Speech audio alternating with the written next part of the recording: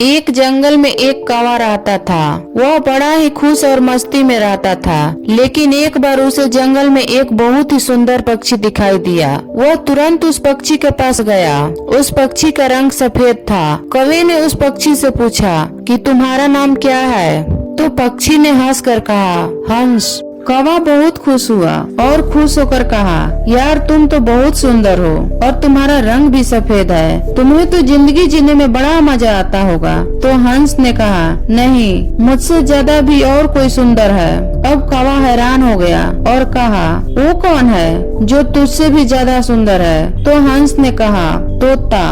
अब कौवा वहाँ से तुरंत उड़कर तोते के पास पहुँचा और कौवा उसे देखकर हैरान हो गया। तोते के गले लाल रंग और तोता हरे रंग का था। कौवा ने उससे कहा, यार तुम तो बड़े खुश रहते होगे, तुम इतने शानदार दिखते हो। तोता मायूस हुआ और कहा, नहीं, मुझसे भी शानदार और सुंदर तो मोर है। अब कौवा वहाँ से उड़कर मोर को ढूंढने लगा। उसने कई दिनों तक मोर को ढूंढा, लेकिन मोर उसे नहीं मिला। कुछ दिन बाद उसे पता चला कि मोर शहर में चिड़ियाघर में है। अब कौवा चिड़ियाघर पहुंचा और उसने मोर को देखा कि वह एक बड़े से पिंजरे में बंद है और बहुत से लोग इसके साथ फोटो खिंचवा रहे थे।